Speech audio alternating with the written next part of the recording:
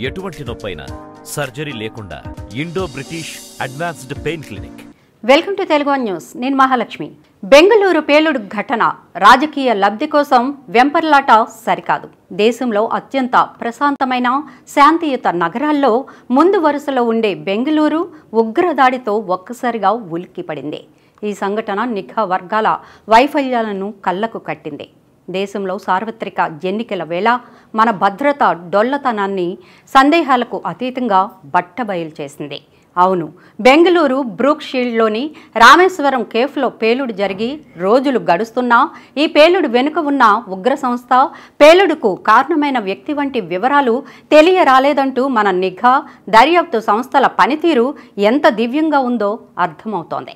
ఈ కేసు దర్యాప్తును ఎన్ఐఏకి అప్పగించిన తర్వాత కూడా వేసమెత్తు అయిన పేలుడు వెనుక శక్తులు, పేలుడు మోటివ్ వంటివి ఏవి కనుగొనలేకపోయింది. ప్రాణ నష్టం లేకపోయినప్పటికీ పేలుడు తీవ్రత, అది జరిగిన ప్రదేశం గమనిస్తే దీన్ని ఆషామాషిగా తీసుకోవడానికి ఎంతమాత్రం వీలు లేదన్న సంగతి బోధపడుతోంది. ఈ పేలుడు ఘటనలో 10 మంది తీవ్రంగా గాయపడ్డారు. దేశంలోనే అత్యంత ప్రశాంతమైన నగరంగా పేరున్న బెంగళూరులో ప్రశాంతత నేతి బీరకాయలో నేతి చందమేనని రుజువైపోయింది. జనసమర్థం అధికంగా ఉన్న ప్రాంతంలో పేలుడుకు పాల్పడటం వెనుక ముష్కరుల ఉద్దేశం ఏమిటన్నది, పేలుడు పరికరాన్ని అమర్చడం వెనుక దుండగుల ఉద్దేశం ఏమిటన్నది అర్థమైపోతూనే ఉంది. మొదట్లో ఈ దుర్ఘటనను ప్రమాదవశాత్తు జరిగిందనో, వ్యాపార కక్షల వల్ల జరిగిందనో భావించారు. కొద్దిపాటి దర్యాప్తు అనంతరం దుండగుల అసలు ఉద్దేశం అర్థమైపోయింది.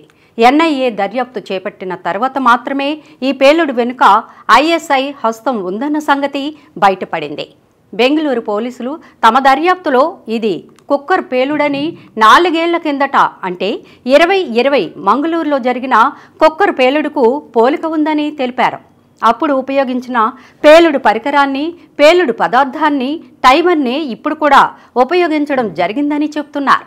బెంగళూరు పేలుడుపై దర్యాప్తు ప్రారంభించిన నేషనల్ ఇన్వెస్టిగేషన్ ఏజెన్సీ కోయంబత్తూరు పేలుళ్లకు, బెంగళూరు, మంగళూరు పేలుళ్లకు సంబంధం ఉందని, పేలుడు జరిగిన తీరును బట్టి ఇది ఇస్లామిక్ స్టేట్ వ్యవహారంగా స్పష్టమవుతోందని వెల్లడించింది.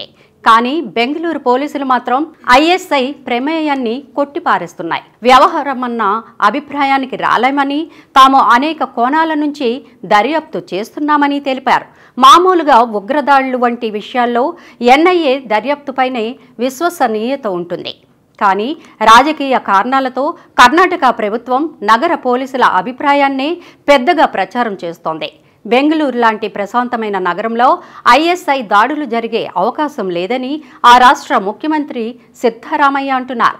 తొలుత ఆయన కూడా ఇది కుక్కర్ బాంబు పేలుడేనని ప్రకటన కూడా జారీ చేశారు.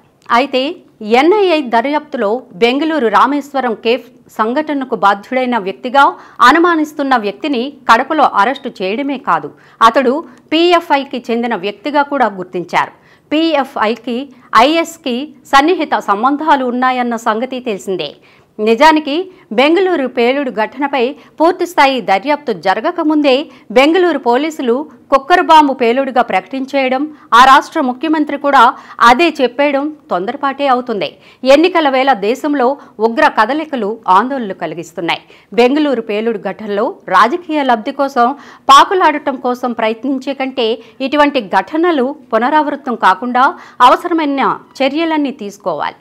అలాగే బెంగళూరు ఘటనలో నిజానిజాలు బయటపడేంత వరకు దర్యాప్తు సంస్థలకు ఫ్రీ హ్యాండ్ ఇవ్వడమే మంచిది.